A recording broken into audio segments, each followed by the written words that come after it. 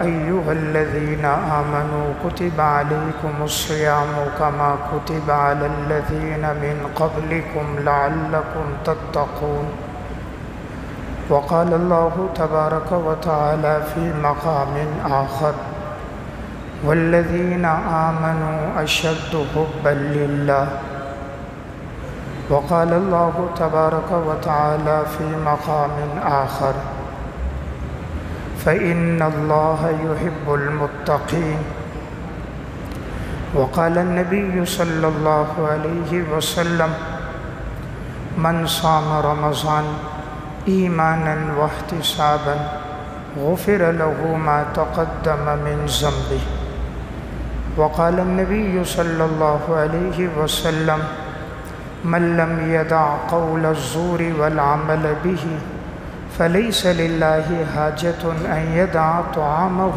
وشرابه صدق اللہ العظیم۔ میرے انتہائی واجب الاحترام قابل صد احترام بھائیوں، دوستوں اور بزرگوں،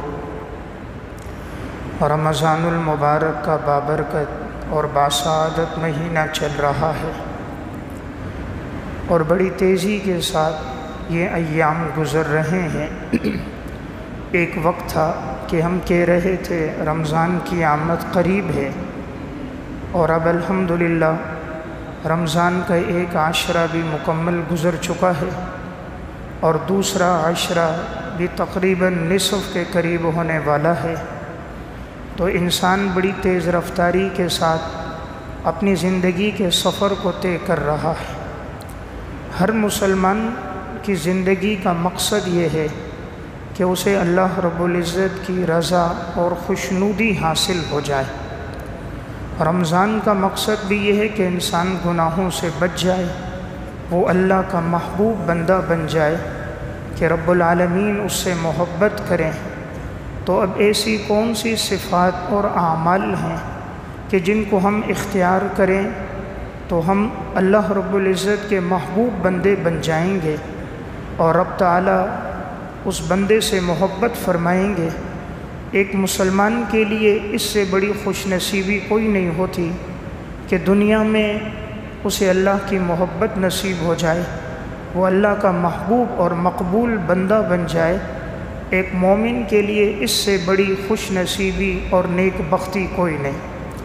اللہ رب العزت نے قرآن کریم میں بھی ایمان والوں کے تذکرے میں فرمایا والذین آمنوا اشد حبا للہ، ایمان والے لوگ وہ ہوتے ہیں کہ جنہیں اللہ سے محبت سب سے زیادہ ہوتی ہے۔ تو گویا ایمان کی نشانی کہ انسان کو دنیا سے، دولت سے، پیسے سے، اولاد سے، بیوی بچوں سے سب سے محبت کم ہو اور سب سے زیادہ محبت اللہ رب العزت کی ذات سے ہو، پھر جناب رسول اللہ صلی اللہ علیہ وسلم سے محبت ہو، تو سمجھنا چاہیے اس آدمی کا ایمان مکمل ہے۔ حضرات صحابہ اور سلف کی زندگی میں یہی وصف تھا کہ انہیں اللہ رب العزت سے محبت کائنات میں سب سے زیادہ تھی۔ اب یہ کیسے پتہ چلے گا کہ انسان کو اللہ سے محبت ہے؟ تو اس کی کچھ نشانیاں ہیں، کچھ علامات ہیں۔ اگر یہ نشانیاں، یہ صفات اور یہ علامات ہماری زندگی میں موجود ہیں تو ہمیں شکر کرنا چاہیے کہ اللہ رب العزت نے ہمیں اپنا قرب نصیب فرمایا اور ہمیں اپنے قریب کر دیا۔ سب سے پہلی نشانی، اللہ رب العزت جب کسی بندے سے محبت کرتے ہیں اور اسے اپنے قریب کرتے ہیں تو اسے ایمان کی توفیق عطا فرماتے ہیں۔ جو مسلمان ہے وہ اللہ کا محبوب ہے، اللہ کا مقبول ہے، اور جس کی زندگی اللہ نہ کرے کفر میں، شرک میں، گمراہی میں گزر رہی ہے، وہ کبھی بھی اللہ کا مقبول اور محبوب بندہ نہیں بن سکتا۔ اللہ تعالیٰ کے ہاں دین مقبول صرف دین اسلام ہے۔ ان الدین عند اللہ الاسلام ومن یبتغی غیر الاسلام دینا فلن یقبل منہ۔ اسلام کے علاوہ کوئی آدمی کسی بھی دین کو لے کر آئے، اللہ کے ہاں ہرگز وہ قبول نہیں ہوگا۔ وہ سارے دین اپنے اپنے دور میں تھے، اب وہ سب منسوخ ہو چکے ہیں۔ اس وقت جو رائج اور اس وقت اور قیامت تک جو آنے والا دین ہے وہ دین اسلام ہے۔ تو سب سے پہلی علامت جب اللہ کسی بندے کو اپنے قریب کرتا ہے، محبوب بناتا ہے، اللہ تعالیٰ اسے ایمان کی توفیق عطا فرماتا ہے۔ نمبر 2، جب اللہ کسی بندے کو اپنے قریب کرتا ہے تو ایمان کے بعد سب سے بڑی نعمت ہے نماز۔ اللہ تعالیٰ اسے نماز کی توفیق عطا فرماتا ہے۔ جسے نماز کی توفیق مل جائے، 5 وقت نماز باجماعت پڑھنے والا ہو، سمجھنا چاہیے اللہ اس سے محبت کر رہا ہے، تبھی اللہ نے اسے نماز کا عادی بنا دیا۔ اللہ نے قرآن کریم میں کامیاب لوگوں کی صفات بیان فرمائی، قد افلح المؤمنون الذین هم فی صلاتہم خاشعون۔ کامیاب لوگ ایمان والے لوگ ہیں، اور ایمان والے کون ہیں؟ سب سے پہلی صفت کہ وہ لوگ نماز قائم کرتے ہیں، اور وہ بھی خشوع و خضوع کے ساتھ۔ اللہ رب العزت بندے سے صرف یہ نہیں چاہتے کہ وہ نماز پڑھے، بلکہ ایسی نماز پڑھے جیسی نماز اللہ کو پسند ہے، ایسی نماز پڑھے جیسی جناب رسول اللہ صلی اللہ علیہ وسلم پڑھتے تھے۔ آپ نے فرمایا صلو کما رأیتمونی اصلی، تم نماز اس طرح پڑھو جس طرح تم نماز مجھے پڑھتے ہوئے دیکھ رہے ہو۔ تو میں نے دوسری بات عرض کی کہ نماز میں خشوع و خضوع نصیب ہو جائے، نماز کا اہتمام نصیب ہو جائے، کہ نماز کا وقت ہو جائے تو ہر کام سے انسان کا دل کٹ کر مسجد کی طرف آ جائے، سمجھنا چاہیے کہ اللہ کی محبت اسے نصیب ہو گئی۔ پھر نماز میں کھڑا ہو تو دنیا مافیہا سے اس کا تعلق کٹ جائے۔ حضرت حاتم اصم رحمۃ اللہ علیہ، ان کا واقعہ روض الریاحین میں اور تفسیر روح البیان میں ہے۔ ایک دفعہ ان کے رفقا نے پوچھا، حضرت جب آپ نماز کے لیے آتے ہیں کیا کیفیت ہوتی ہے؟ فرمایا جب میں وضو کرتا ہوں اتنے اہتمام سے کرتا ہوں، کوئی فرض مجھ سے نہ چھوٹے، کوئی سنت عمل مجھ سے نہ چھوٹے، مستحبات کا بھی میں اہتمام کرتا ہوں۔ وضو مکمل ہو جائے مسنون دعا پڑھتا ہوں، اور جب تمام اعضاء کو سکون مل جائے پھر صف میں آ کر کھڑا ہوتا ہوں، اللہ اکبر کہتا ہوں، اس حال میں کہ اللہ رب العزت کو میں اپنے سامنے پاتا ہوں، دائیں طرف جنت کو، بائیں طرف جہنم کو، ملک الموت کو اپنے پیچھے، اور اپنی نماز کو زندگی کی آخری نماز سمجھ کے پڑھتا ہوں۔ اور جب کلمات ادا کرتا ہوں قرات کے، تسبیحات کے، تو بڑی توجہ کے ساتھ ادا کرتا ہوں، اتنی آواز میں کہ میرے کانوں تک آواز پہنچے، اور میں ان معانی پہ غور و فکر کرتا ہوں۔ پھر بڑے اطمینان سے رکوع، بڑے اطمینان سے سجدہ کرتا ہوں۔ ان کے رفقا کہنے لگے، حضرت کتنے عرصے سے آپ کا معمول ہے؟ فرمایا الحمدللہ زندگی کے 30 سال ہو گئے میرا یہی معمول ہے کہ میں اسی طرح نماز پڑھتا ہوں۔ تو ساتھی کہنے لگے، حضرت آپ نے تو 30 سال سے ایسی نماز پڑھی، کاش ہماری زندگی کی ایک نماز بھی ایسی ہو جائے۔ 30 سال تو دور کی بات، ہماری زندگی کی کوئی ایک نماز بھی اگر ایسی ہو جائے۔ تو میں نے عرض کیا اللہ کے محبوب بندوں کی دوسری صفت کہ ان میں نماز کا اہتمام ہوگا، اور نماز بھی خشوع و خضوع کے ساتھ پڑھنے والے ہوں گے۔ نمبر 3، جب اللہ کسی بندے کو اپنے قریب کرتا ہے، تیسری صفت اسے یہ عطا فرماتا ہے کہ اللہ اس کے دل میں قرآن کی محبت ڈال دیتا ہے۔ اسے سب سے زیادہ محبت قرآن سے ہوتی ہے، اٹھتے بیٹھتے چلتے پھرتے اس کی عادت ہوتی ہے وہ قرآن کریم کی تلاوت کرتا ہے، جہاں کہیں موقع ملتا ہے بیٹھتا ہے، وقت ہوتا ہے اس کی زبان پہ تلاوت جاری ہو جاتی ہے۔ اللہ کو دنیا میں پسند اپنا کلام ہے، اور اللہ جس کو پسند کرتا ہے اس کے دل میں بھی اپنا کلام ڈال دیتا ہے، اور جس کو پسند کرتا ہے اس کی زبان پر بھی اپنے کلام کو جاری کر دیتا ہے۔ عبد الرحمن بن قاسم رحمۃ اللہ علیہ بڑے محدث گزرے ہیں، سیر و اعلام النبلاء میں واقع ہے۔ کسی نے انتقال کے بعد خواب میں دیکھا، پوچھا اللہ نے آپ کے ساتھ کیا معاملہ کیا؟ کہا اللہ رب العزت نے میری مغفرت فرما دی۔ کہا کس عمل پہ مغفرت ہوئی؟ فرمایا قرآن کریم کی تلاوت پر۔ کہا آپ کی زندگی میں تو بہت سے اعمال تھے۔ فرمایا نہیں، جو عمل اللہ کو سب سے زیادہ میرا پسند آیا اور جس عمل پر میری نجات ہوئی وہ قرآن کریم کی تلاوت تھی، کہ میں کثرت سے قرآن پڑھتا تھا، اللہ نے اس پر میری مغفرت فرما دی۔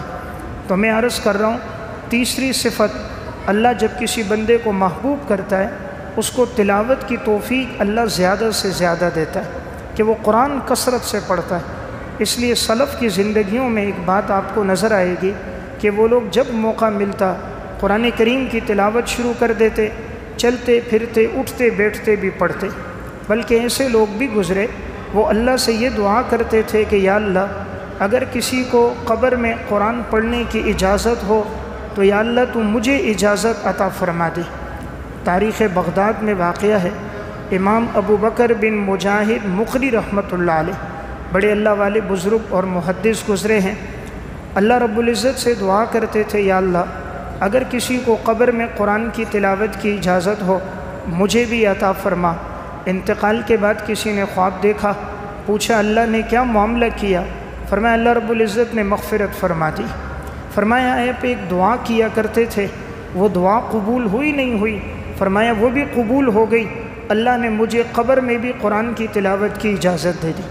زندگی بھر تلاوت کا معمول تھا، دنیا سے جانے کے بعد بھی زبان پر تلاوت، قبر میں بھی تلاوت۔ تو تیسری بات میں نے عرض کی ہے، اللہ جب محبوب بنائے گا تلاوت کی توفیق دے گا۔ نمبر 4، اللہ جب کسی بندے کو اپنے قریب کرتا ہے اس کے دل میں سب سے زیادہ محبت پھر مخلوق میں رسول اللہ صلی اللہ علیہ وسلم کی محبت اس کے دل میں ڈال دیتا ہے۔ تو اسے پھر سب سے زیادہ محبت اگر ہوگی مخلوق میں تو آپ صلی اللہ علیہ وسلم سے محبت ہوگی۔ قُلْ إِن كُنتُمْ تُحِبُّونَ اللَّهَ فَاتَّبِعُونِي يُحْبِبْكُمُ اللَّهُ وَيَغْفِرْ لَكُمْ ذُنُوبَكُمْ وَاللَّهُ غَفُورٌ رَحِيمٌ۔ اگر تم چاہو کہ اللہ تم سے محبت کرے تو میری اتباع کرو، اللہ تم سے محبت بھی کرے گا، تمہارے گناہوں کو اللہ معاف بھی کر دے گا۔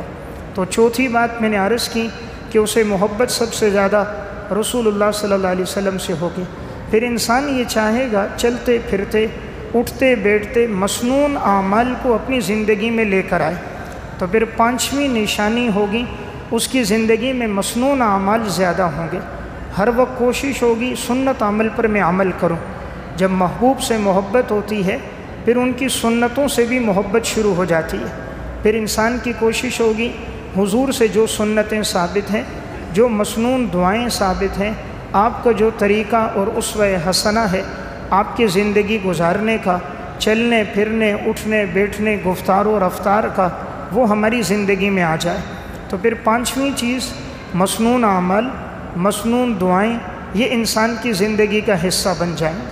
نمبر 6، جب اللہ بندے سے محبت کرتا ہے ایک چھٹی علامت یہ ہوتی ہے اللہ تعالیٰ اسے درود شریف کثرت سے پڑھنے کی توفیق عطا فرماتا ہے۔ درود شریف وہ عبادت ہے کہ قرآن کریم میں اللہ رب العزت فرما رہے ہیں ان اللہ وملائکتہ یصلون علی النبی یا ایہا الذین آمنوا صلوا علیہ وسلموا تسلیما۔ یقیناً اللہ اور اللہ کے فرشتے رحمتیں بھیجتے ہیں جناب رسول اللہ صلی اللہ علیہ وسلم پر۔ اے ایمان والو تم بھی درود پڑھو اور سلام بھیجو کثرت کے ساتھ آپ صلی اللہ علیہ وسلم پر۔ تو گویا ایک نشانی انسان کی زندگی میں ہوگی کہ وہ درود شریف پڑھتا رہے گا۔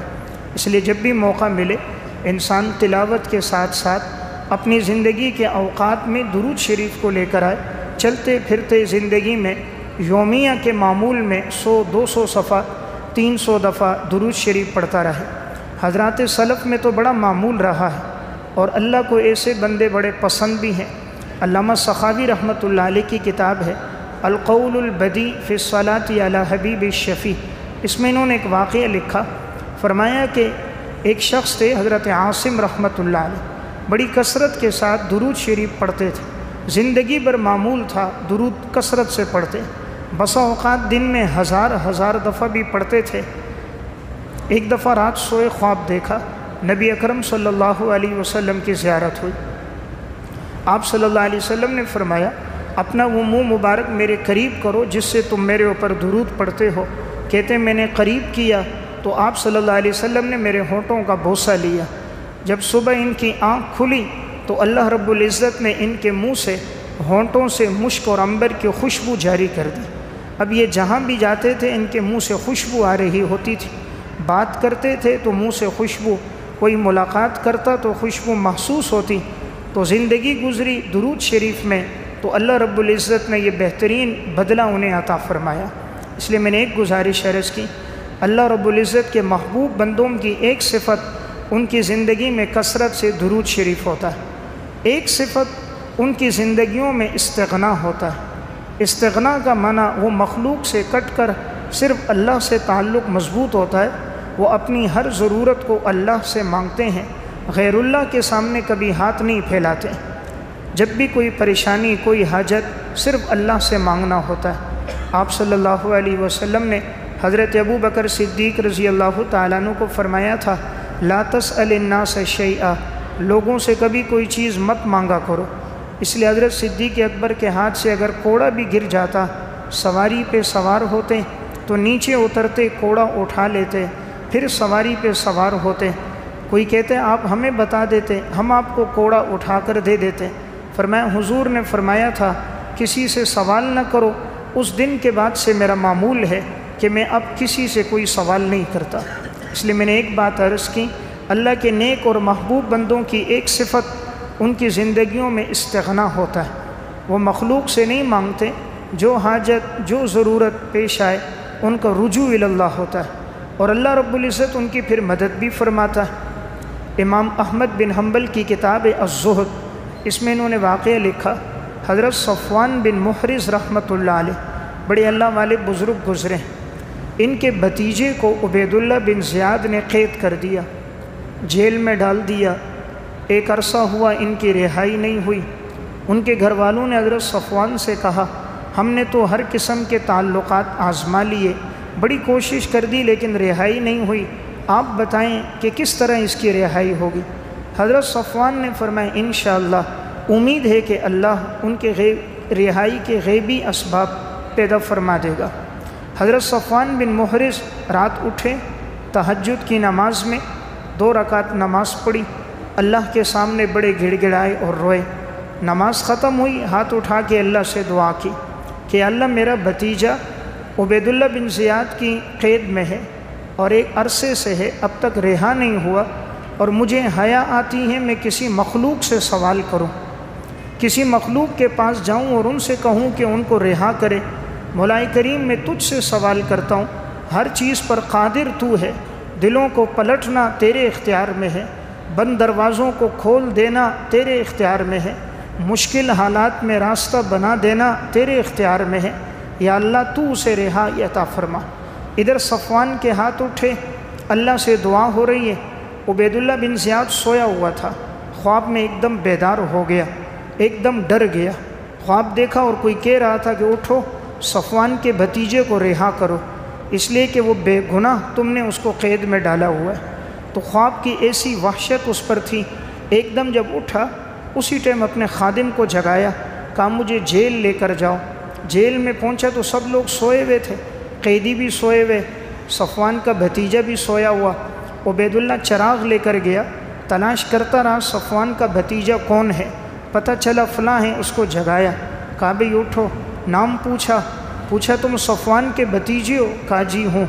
اٹھایا، ساتھ لے کر آئے، سواری دی، خرچہ دیا، کہا بھئی جاؤ میں نے تمہیں رہا کیا، اتنا عرصہ تم جیل میں تھے، مجھے پتہ نہیں تھا تم بے گناہ ہو، کوئی غلطی ہوئی مجھے معاف کرنا۔ سواری دے کر بھیج دیا۔ بھتیجا ادھر سے آ رہا ہے، صفوان بن محرز مصلی پہ دعا کر رہے ہیں، ان کو نہیں پتہ کہ بھتیجے کی رہائی ہو چکی ہے۔ صفوان رات کا آخری پہر اللہ سے مانگ رہا ہے کہ مولا کریم میں مخلوق سے نہیں مانگوں گا، تجھ سے مانگوں گا تو رہائی کے لیے اسباب پیدا فرما دے۔ ادھر صفوان مصلی پر رو رہے ہیں، بھتیجا دروازے پہ دستک دیتا ہے۔ صفوان اپنی دعا ختم کی، دروازہ کھولا، کون؟ بتایا آپ کا بھتیجا۔ دیکھا تو وہ سامنے موجود تھا۔ صفوان کی آنکھوں میں خوشی کے آنسو آ گئے۔ بھتیجا کہنے لگا پتہ نہیں چلا اچانک عبید اللہ کا ذہن کیسے بدل گیا، راتوں رات اٹھا، خود آیا اور مجھے قید سے رہا کیا، پتہ نہیں کیا بات بنی۔ صفوان نے کہا بیٹا کوئی بات نہیں بنی، اس گناہگار کے آنسو گرے، عرش کے مالک نے ان آنسوؤں کی لاج رکھی، صبح ہونے سے پہلے تجھے رہائی عطا فرماتی۔ تو میں ایک عرض کر رہا ہوں، طاقتور ذات اللہ کی ذات ہے، یہ بات دل میں آ جائے۔ آج زبان پر تو ہے، دل میں نہیں ہے، ایمان کی پختگی نہیں ہے۔ جب ایمان کی پختگی آ جائے اور انسان کا اللہ سے تعلق مضبوط ہو جائے اور اسے محبت ہو تو صرف اللہ سے ہو۔ والذین آمنوا اشد حبا للہ، ایمان والوں کی نشانی کہ انہیں سب سے زیادہ محبت اللہ سے ہوتی ہے۔ اللہ جس حال میں رکھتا ہے وہ راضی ہوتے ہیں، رضا بالقضاء، اللہ کے فیصلوں پہ راضی ہوتے ہیں، یہ ایمان کی نشانی ہے۔ ان کی زبانوں پر گلے شکوے نہیں ہوتے، وہ رب تعالیٰ سے شکایتیں نہیں کرتے، اللہ جس حال میں رکھے یا اللہ تیرا شکر ہے۔ امام غزالی رحمہ اللہ احیاء علوم الدین میں لکھتے ہیں حضرت عیسیٰ علیہ السلام راستے سے گزرے، ایک درخت کے نیچے دیکھا ایک آدمی ہے، دونوں پاؤں سے معذور ہے، لنگڑا ہے، فالج زدہ ہے، مفلوج بھی ہے اور جذام کی بیماری ہے، اور اس کے جسم سے گوشت نیچے گرتا ہے، جب جسم پہ تھوڑا گوشت آ جائے تو ٹکڑے ٹکڑے ہو کر نیچے گر جاتا ہے۔ آنکھوں سے نابینا ہے، آنکھوں سے نابینا، پاؤں سے لنگڑا، پورے جسم مفلوج اور سارے جسم پر جذام کی بیماری، جسم سے گوشت نیچے گر رہا ہے، لیکن وہ درخت کے نیچے لیٹا ہوا ہے، اللہ کا ذکر کر رہا ہے۔ عیسیٰ علیہ السلام نے دیکھا، حیرت میں پڑ گئے کہ شاید کون سی بیماری ہے جو اس کو نہیں ہے، لیکن اس حال میں بھی اللہ کا ذکر اور اللہ کو یاد کر رہے، اللہ کا شکر ادا کر رہے اللہ کی نعمتوں پر کہ الحمدللہ علی کل حال۔ عیسیٰ علیہ السلام قریب بیٹھ گئے، اب وہ تو نابینا تھا، دیکھ تو سکتا نہیں تھا۔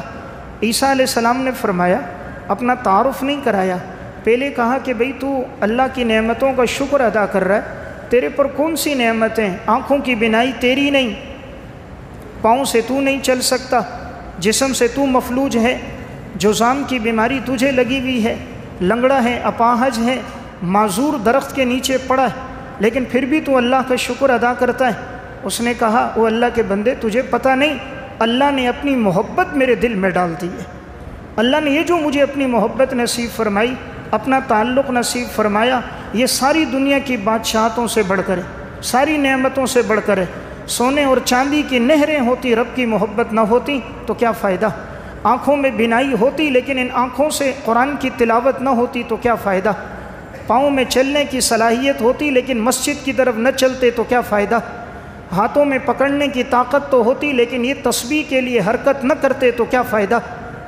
زبان میں بولنے کی صلاحیت تو ہوتی لیکن رب کے ذکر سے تر نہ ہوتی تو کیا فائدہ؟ عیسیٰ علیہ السلام نے فرمایا، اپنا ہاتھ میرے ہاتھ میں دو۔ ہاتھ میں ہاتھ لیا، اللہ سے دعا کی کہ یا اللہ، میں نے زندگی میں ایسا انسان نہیں دیکھا، اتنی بیماریاں، ایسے حالات، مصائب، لیکن اتنا رجوع اللہ، تیرے ساتھ اتنی محبت، یا اللہ تو اس کو صحت عطا فرما۔ عیسیٰ علیہ السلام تو پیغمبر تھے اور اللہ نے معجزہ دیا تھا، کوئی جذام کی بیماری میں ہوتا، برس کی بیماری میں ہوتا، عیسیٰ علیہ السلام ہاتھ پھیرتے، اللہ اس کو ٹھیک کر دیتا۔ کوئی نابینا ہوتا، عیسیٰ علیہ السلام پیغمبر، اس کے چہرے پہ ہاتھ پھیرتے، اللہ بینائی لوٹا دیتا۔ عیسیٰ علیہ السلام نے چہرے پہ ہاتھ پھیرا، اللہ نے بینائی لوٹا دی۔ جسم پہ ہاتھ پھیرا، اللہ نے جسم کو تندرست کر دیا۔ پاؤں پہ ہاتھ پھیرا، پاؤں ٹھیک ہو گئے، کھڑے ہو گئے۔ عیسیٰ علیہ السلام نے کہا میں وقت کا پیغمبر عیسیٰ علیہ السلام ہوں۔ پھر اس نے ساری زندگی حضرت عیسیٰ علیہ السلام کی شاگردگی میں گزاری۔ تو میرا واقعہ سنانے کا مقصد یہ ہے، اللہ کی محبت کی ایک نشانی کیا ہے؟ اللہ اپنی محبت نصیب فرما دے۔ اللہ کی محبت کی آج بڑی کمی ہے، آج محبت ہے تو دولت کی ہے، پیسے کی ہے، لڑکی اور عورت کی ہے جس کے لیے ساری رات جاگ رہا ہے، موبائل پہ لگا ہے، میسج کر رہا ہے، گفتگو کر رہا ہے، سڑک کے کنارے پر کالج یونیورسٹیوں کے باہر انتظار کر رہا ہے۔ محبت ہے تو عورت کی ہے، محبت ہے تو دولت کی ہے جس کے لیے 14-16 گھنٹے کام ہو رہا ہے۔ ہاں اگر محبت اللہ کی نصیب ہو جائے تو رب العالمین بڑا قدردان ہے۔ انا عند ظن عبدی بی، میرے بندے میں گمان کے مطابق معاملہ کرتا ہوں، جیسا تو گمان رکھتا ہے ویسا میرا معاملہ ہوتا ہے۔ الرسالۃ القشیریہ میں اور احیاء علوم الدین میں واقعہ ہے، ایک شخص کی زندگی گناہوں میں گزر رہی تھی، شراب کی محفل لگی ہے، سارے دوست آئے، شراب پی رہے، گانا گا رہے۔ اس نے اپنے غلام کو کہا یہ 4 درہم لے کے جاؤ اور 4 درہم کا پھل فروٹ لے کر آؤ۔ شراب کی محفل ہے، سب شراب پی رہے، مست ہیں، مدہوش ہیں۔ غلام 4 درہم لے کر نکلا۔ راستے میں اس دور کے بڑے اللہ والے حضرت منصور بن عمار رحمۃ اللہ علیہ کھڑے تھے، اور ایک فقیر ان سے کہہ رہا تھا، منصور اللہ کے نام پہ 4 درہم دے دو۔ منصور نے جیب میں ہاتھ ڈالا، پیسے نہیں تھے، لیکن اس کو واپس بھی نہیں کر سکتے تھے اس لیے کہ اللہ کے نام پہ مانگ رہا تھا۔ منصور نے فرمایا تم کھڑے رہو، اللہ کو یہ انتظام فرما دے گا۔ اتنے میں یہ شخص وہاں سے گزرا، اس کے ہاتھ میں 4 درہم تھے۔ منصور نے اس سے کہا غلام سے کتنے درہم ہے؟ کہا 4 ہے۔ کہا یہ 4 درہم مجھے دے دو، میں اس غریب کی ضرورت پوری کر لوں، میں آپ کے لیے 4 دعائیں کروں گا اور مجھے امید ہے اللہ میری دعا قبول کرے گا۔ اب وہ غلام منصور بن عمار کو تو جانتا تھا، چہرے سے واقف تھا کہ یہ اللہ والا نیک انسان ہے، علاقے کا متقی بزرگ آدمی ہے۔ غلام نے وہ 4 درہم اس کو دے دیے، حالانکہ آقا نے تو بھیجا تھا پھل فروٹ لے کر آؤ۔ منصور نے کہا مجھے دو، منصور نے 4 درہم لے کر فقیر کو دے دیے۔ غلام سے کہا ہاں بھئی کیا دعا کروں؟ اس نے کہا حضرت 4 دعائیں کریں۔ پہلی دعا یہ کہ اللہ مجھے آزادی نصیب کر دے، میں غلام ہوں، اللہ مجھے آزاد کر دے۔ منصور نے دعا کی یا اللہ اسے آزادی نصیب فرما۔ کہا دوسری دعا، کہا دوسری یہ کہ میرا جو آقا ہے اس کی زندگی شراب و کباب میں گزر رہی ہے، آپ دعا کرو اللہ اس کو ہدایت عطا فرما دے، شراب سے توبہ کی توفیق دے دے۔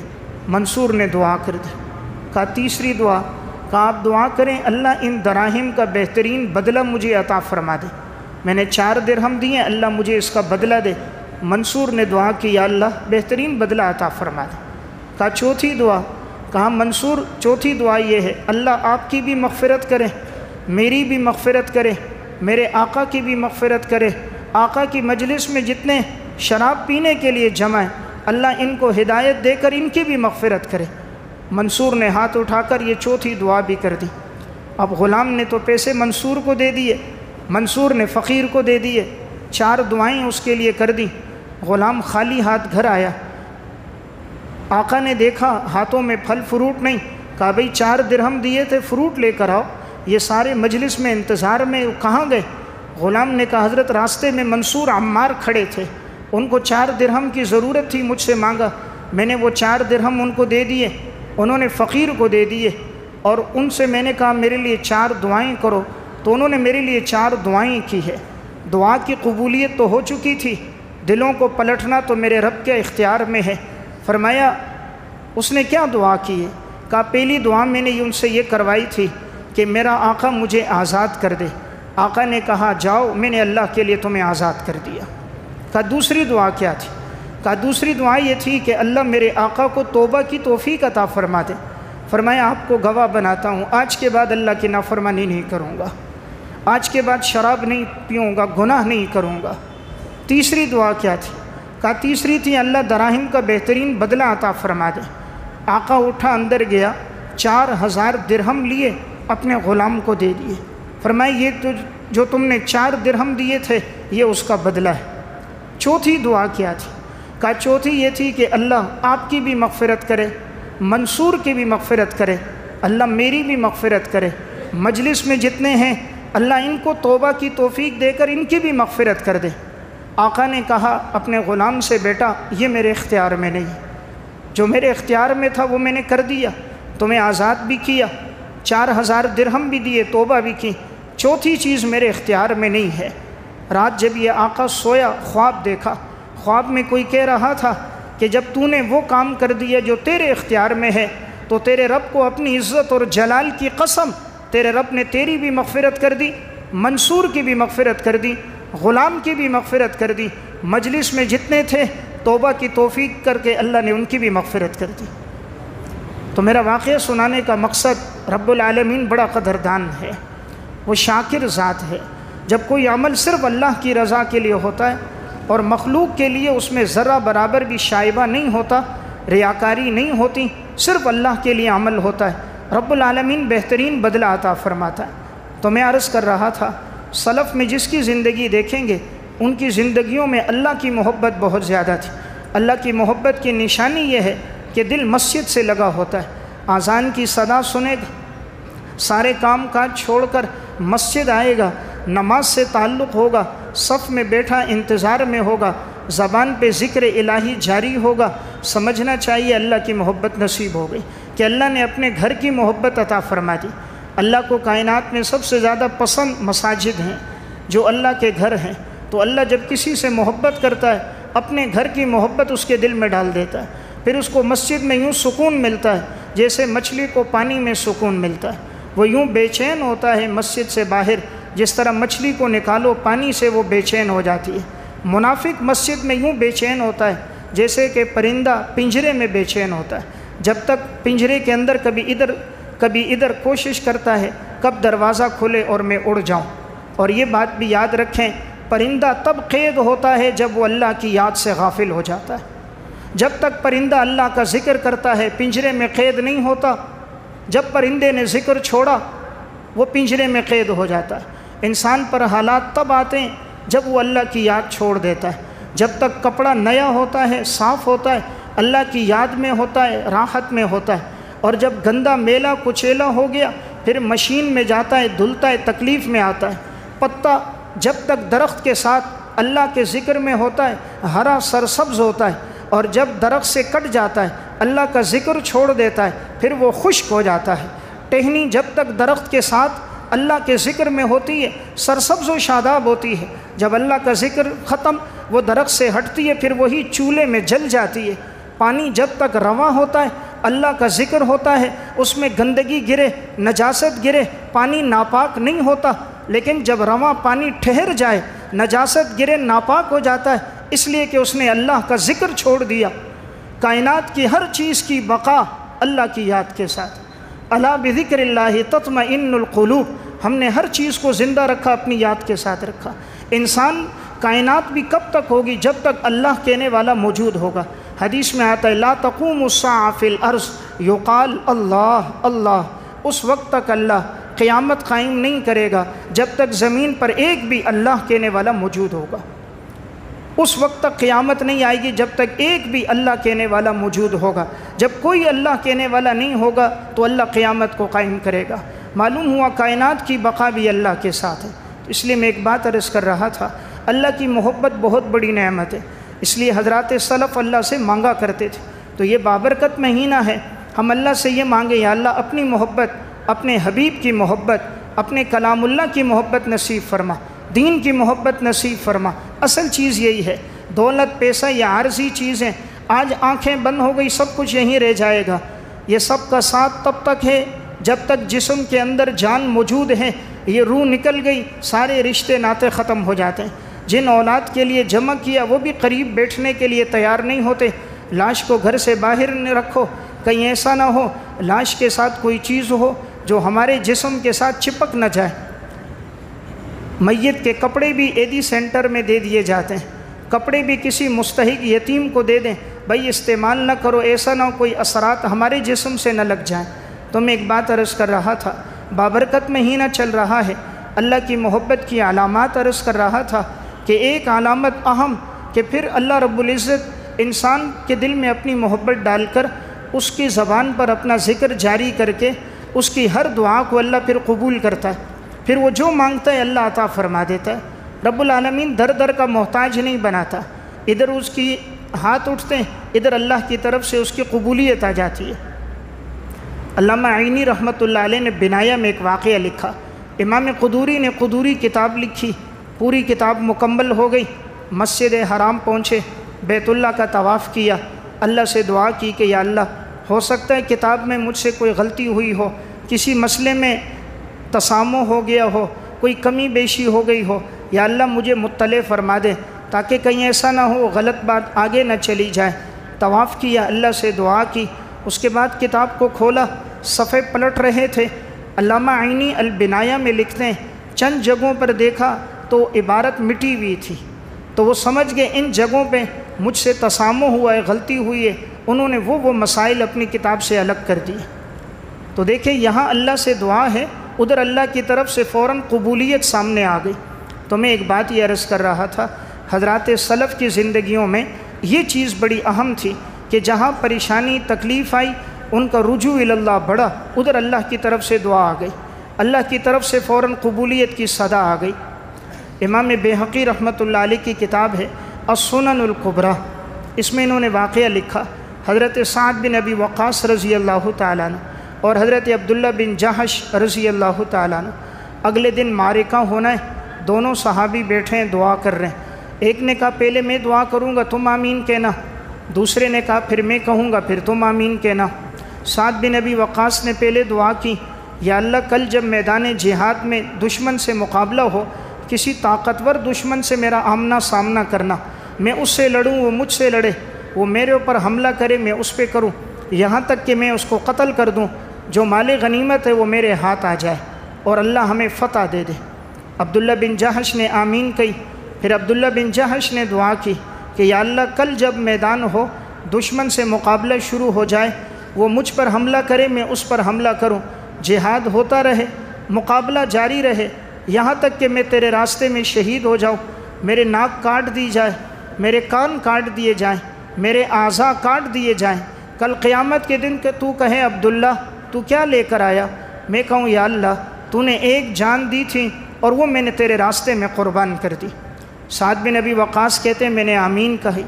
اگلے دن جب معرکہ ہوا اسی طرح ہوا، دونوں کی دعائیں قبول ہو گئی. سعد بن ابی وقاص کا بھی بڑا طاقتور دشمن سے مقابلہ ہوا، آخر کار ان کو فتح ملی، مال غنیمت ملا.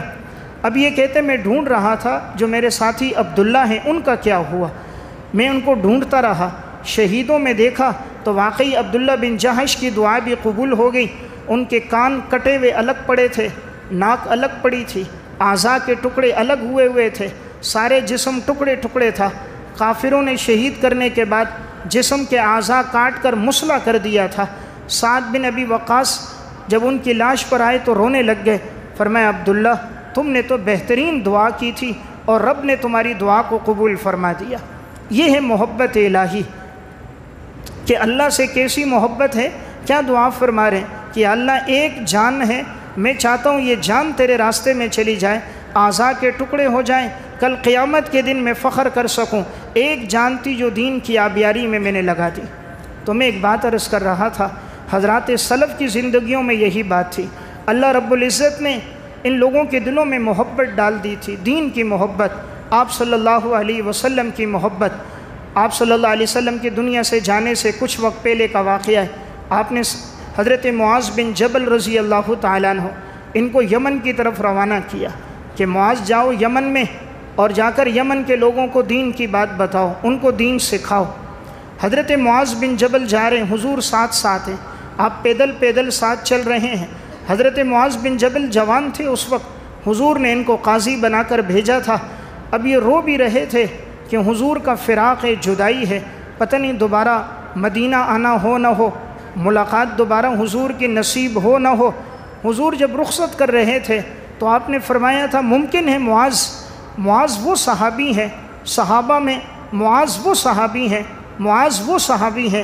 حضور اکرم صلی اللہ علیہ وسلم نے ایک صحابی کے بارے میں فرمایا تھا کہ واللہ انی لاحبک، اللہ کی قسم میں آپ سے محبت کرتا ہوں، وہ معاذ بن جبل ہے. صحابہ میں ایک صحابی جس سے امام الانبیاء فرما رہے ہیں کہ اللہ کی قسم میں آپ سے محبت کرتا ہوں، وہ معاذ بن جبل ہے. معاذ سے فرمایا تھا معاذ میں تم سے محبت کرتا ہوں. جب معاذ جانے لگے حضور کو دیکھتے تھے، آنکھوں میں آنسو تھے. آپ نے فرمایا معاذ ممکن ہے کہ شاید تم دوبارہ جب مدینہ آؤ گے تو مجھے نہیں پاؤ گے، ہو سکتا ہے تم آؤ معاذ تم مجھے دوبارہ نہیں پاؤ گے. وہی ہوا جب معاذ یمن گئے، واپس جب آئے تھے تو آپ صلی اللہ علیہ وسلم کا انتقال ہو گیا تھا. اللہ نے جو محبت حضرات صحابہ کو دی حضور سے، وہی محبت آگے منتقل ہوئی ہے. میں دیکھتا ہوں طلبہ اکرام میں بھی، دین پڑھنے والے طلبہ، دین سیکھنے والے طلبہ، قرآن و حدیث کا علم سیکھنے والے، ان میں بھی اپنے استاذ کی محبت، اپنے شیخ کی ایسی محبت ہوتی ہے، اس کی ایک جھلک نظر آتی ہے. جب صحابہ میں ایسی محبت تھی جو زندگی بھر حضور کی حدیثیں پڑھائیں، دین کی خدمت کریں، وہ جھلک ان میں بھی نظر آتی ہے. 3 ہفتے پہلے کی بات ہے، رمضان سے پہلے افغانستان کے 2 طلبہ تھے، ہمارے ہاں پڑھتے تھے تخصص میں. تو اس سال اب وہ فارغ ہوئے، جانے لگے، ادھر ملاقات کے لیے آئے. میں نے ان سے جب ملا تو ان کی آنکھوں سے آنسو گر رہے تھے. حالانکہ بات کچھ نہیں ہوئی، صرف مصافحہ ہوا، ملاقات ہوئی. کہا پتہ نہیں استاد جی دوبارہ ملے نہ ملے. میں تھوڑی دیر سوچنے لگا، ہم نے ان کو کوئی نفع نہیں دیا، نہ کوئی ان کے لیے بلڈنگیں بنائی، نہ کوئی دولت دی، نہ کوئی پیسہ اور منصب دیا، نہ سونا چاندی ہم نے دیا. یہ نبوت کی وراثت ہے کہ وہ محبت بھی آگے چل رہی ہے. جب 1400 سال بعد کے لوگوں میں ایسی محبت تو صحابہ میں حضور کی کیسی محبت ہوگی؟ تو میں ایک بات عرض کر رہا تھا کہ ان لوگوں نے دین کے لیے اتنی بڑی بڑی قربانیاں بھی دیں۔ حضور کے شہر کو چھوڑ کر گئے حضرت معاذ پھر یمن اور دین کی پھر آبیاری کرتے رہے، اور اللہ نے پھر دنیا سے ایسا استغنا دیا تھا، اپنی ایسی محبت نصیب کی تھی۔ کتاب الزہد میں امام احمد نے واقعہ لکھا، حضرت عمر رضی اللہ تعالیٰ عنہ کا دور خلافت ہے۔ حضرت عمر نے غلام کو 400 دینار دیے، فرمایا جاؤ ابو عبیدہ بن جراح کو دے کر آؤ۔ ابو عبیدہ بن جراح شام کے گورنر تھے، کہا دیکھنا ابو عبیدہ ان دراہم کے ساتھ کیا کرتے ہیں۔ وہ غلام دراہم لے کر گیا، ابو عبیدہ بن جراح شام میں تھے، پہنچے کہا امیر المومنین نے ہدیہ دیا 400 دینار ہیں، دینار سونے کا ہوتا ہے۔ حضرت ابو عبیدہ نے غلام کو بلایا، کہا جاؤ بھائی جتنے اس وقت فلاں غریب یتیم مسکین بیوہ ان سب میں یہ تقسیم کر کے آؤ۔ ان کو نام بتاتے گئے، فلاں مستحق ہے، فلاں یتیم ہے، فلاں بیوہ ہے، فلاں مزدور ہے، فلاں بیمار ہے، سب کے نام بتائے۔ وہ 400 دینار کی تھیلی اپنے ہاتھ میں بھی نہیں لی، ان کے ہاتھ سے غلام کے ہاتھ میں دی، وہ گئے سب تقسیم کر کے آ گئے۔ جو غلام ہدیہ لے کر آیا وہ حیرت میں، اتنی بڑی رقم اور 1 دینار بھی اپنے لیے نہیں رکھا، سارے تقسیم کر دیے۔ واپس آئے، حضرت عمر رضی اللہ تعالیٰ عنہ کو کہا حضرت آپ کا جو گورنر تھا ابو عبیدہ بن جراح، ابو عبیدہ وہ صحابی ہیں، آپ صلی اللہ علیہ وسلم نے ان کے بارے میں فرمایا تھا کہ میری امت کا امین امانت دار اگر کوئی ہے ابو عبیدہ بن جراح ہے۔ لِكُلِّ أُمَّةٍ أَمِينٌ وَأَمِينُ هَذِهِ الْأُمَّةِ ابو عبیدہ بن الجراح، ہر امت کا ایک امانت دار ہے، میری امت کا امانت دار ابو عبیدہ بن جراح ہوگا۔ حضرت عمر نے دوسری تھیلی دی، فرمایا جاؤ یہ میرے دوسرے گورنر معاذ بن جبل کو دو۔ فرمایا امیر المومنین نے ہدیہ دیا ہے۔ غلام تھیلی لے کر گیا حضرت معاذ بن جبل کے پاس، امیر المومنین نے ہدیہ دیے 400 دینار ہیں۔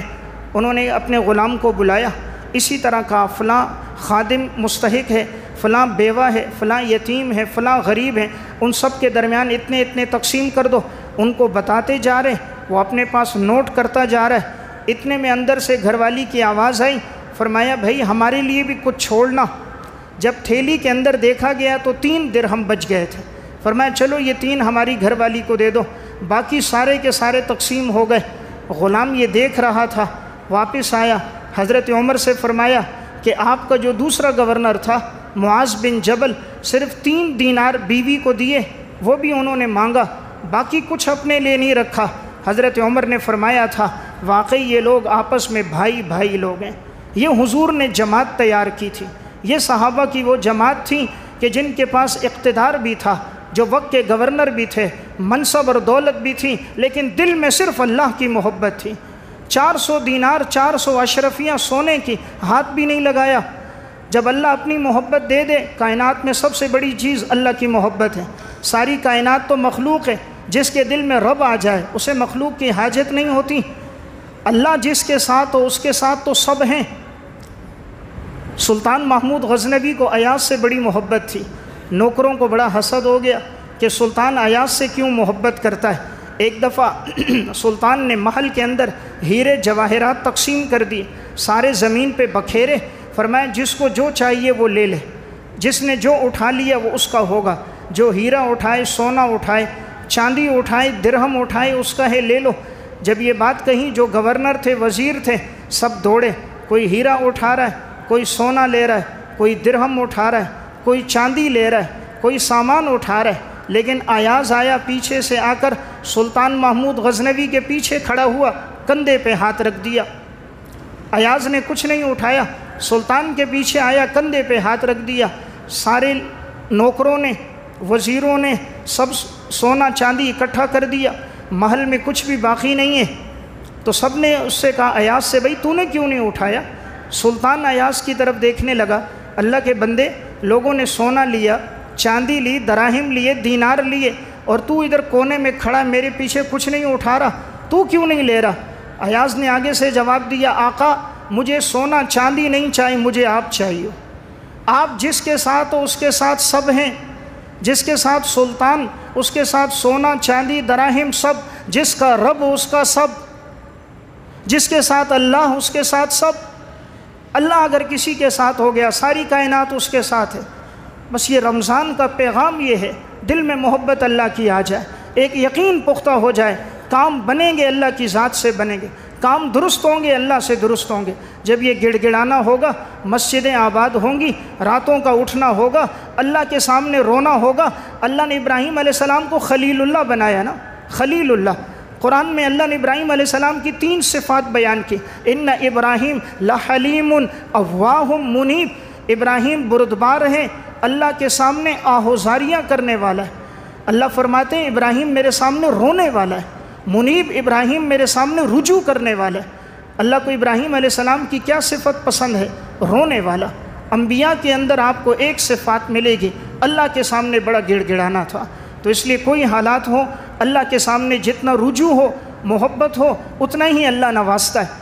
آخری ایک بات عرض کروں، تفسیر طبری میں واقع ہے، جب ابراہیم علیہ السلام کے پاس فرشتے آئے تھے، ابراہیم علیہ السلام کے پاس تو غیب کا علم نہیں، انہوں نے ان کے لیے بچڑا ذبح کیا، کھانا تیار کر دیا، انہوں نے کھانا نہیں کھا رہے تھے۔